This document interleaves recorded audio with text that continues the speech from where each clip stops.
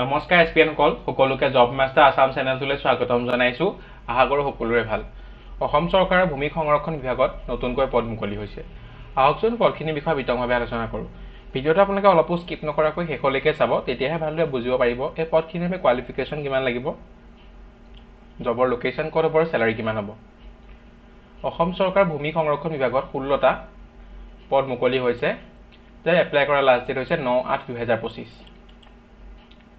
ইয়াৰে পদখিনিৰ বাবে কোৱালিফিকেশ্যন বিচৰা হৈছে candidate must possess bachelor degree in science from any gov recognise university with at least physics, chemistry, botany, geology, forestry, environmental science as one of the subject.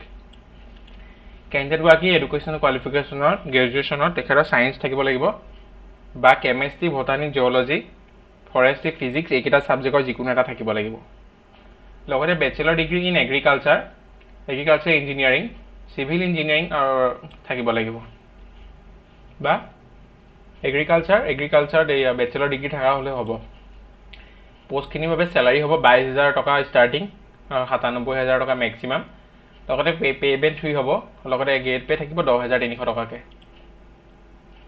Category wise vacancy হৈছে আনৰিজাৰ্ভৰ বাবে 9টা, OBC MOBC বাবে 1টা, schedule caste SC বাবে 3টা, schedule tribe প্লেনৰ বাবে 2টা, schedule tribe হিলৰ বাবে 1টা পদ ৰিজাৰ্ভেশ্যন থাকিব। চিটিজেন হ'ব, candidate must be Indian citizen, কেণ্ডিডেটগৰাকী ইণ্ডিয়াৰ চিটিজেন হ'ব লাগিব।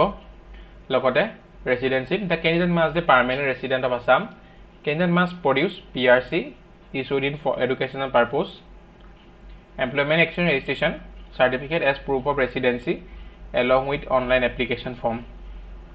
কেণ্ডিডেটগৰাকী অসমৰ পাৰ্মানেণ্ট চিটিজেন হ'ব লাগিব, লগতে এক্সচেঞ্জৰ ৰেজিষ্ট্ৰেশ্যন থকা হ'ব লাগিব। আৰু স্মল ফেমিলি নৰ্মছো আপোনালোকে ফৰ্ম এইখন ফিল আপ কৰিব লাগিব। এই ফৰ্মখনৰ ৰোলটো হৈছে যিসকল কেণ্ডিডেটে এপ্লাই কৰিব তেখেতলোকৰ ঘৰত দুজনতকৈ তাতোধিক ল'ৰা ছোৱালী থাকিব নোৱাৰিব। যদি দুজনতকৈ তাতোধিক ল'ৰা ছোৱালী থাকে তেখেত ইলিজিবল নহয় পৰীক্ষাটো এপিয়াৰ হোৱাৰ বাবে। এজ লিমিট দিয়া হৈছে, এজ লিমিট মিনিমাম 21 বছৰ আৰু মেক্সিমাম 38 বছৰ। লগতে এজ ৰিলেক্সন প্ৰদান কৰিছে। SC বাবে 5 বছৰ, ST বাবে 5 বছৰ, OBC MOBC বাবে 3 বছৰ, PWBD বাবে 10 বছৰ। এপ্লিকেশ্যন ষ্টাৰ্টিং ডেট 9/7/2025 আৰু ইয়াৰ last date 9/8/2025। Application fees SC ST BPL PWD বাবে 47 টকা 20 পইচা, OBC MOBC বাবে 197 টকা 20 পইচা, জেনেৰেলৰ বাবে 297 টকা 20 পইচা। কিদৰে আপোনালোকে এপ্লাই কৰিব? আপোনালোকে APSC অফিচিয়েল ৱেবছাইট গুগলত চাৰ্চ কৰি দিয়াৰ লগে লগে খোল খাব। তাত গৈ আপোনালোকে প্ৰথম ৰেজিষ্ট্ৰেশ্যন কৰি ল'ব। নিজৰ personal details, Aadhaar card, PAN card, birth certificate সকলোখিনি ৰেজিষ্ট্ৰেশ্যন কৰি ল'ব। ৰেজিষ্ট্ৰেশ্যন কমপ্লিট কৰি হোৱাৰ লগে লগে আপোনালোকৰ এতিয়া তাত শ্ব' কৰিব এপ্লাই কৰিবলৈ। তাৰপৰা ছয়েল কনজাৰ্ভেশ্যনত এপ্লাই কৰি দিব। তাত নিজৰ এডুকেশ্যনেল কোৱালিফিকেশ্যনৰ সকলোবোৰ চাৰ্টিফিকেট PDF বনাই ছাবমিট কৰিব। লগতে Aadhaar card, PAN card, bank passbook, PRC, exchange certificate সকলোখিনি PDF বনাই ছাবমিট কৰিব। লগতে নিজৰ পাছপৰ্ট চাইজ ফটোগ্ৰাফ আৰু ছিগনেচাৰ আপলোড কৰিব। আপলোড কৰা হোৱাৰ পিছত ছাবমিট কৰাৰ লগে লগে ফিজ পে' কৰিবলৈ আহিব।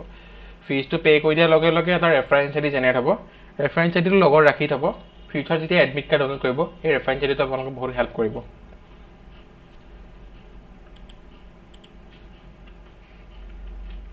এইখন হৈছে অফিচিয়েল নটিফিকেশ্যনখন। মই এতিয়া যিখিনি কথা ক'লোঁ গোটেইখিনি ক্লিয়াৰলি মেনশ্যন হৈ আছে। আপোনালোকে এইখন প'জ কৰি চাব পাৰে।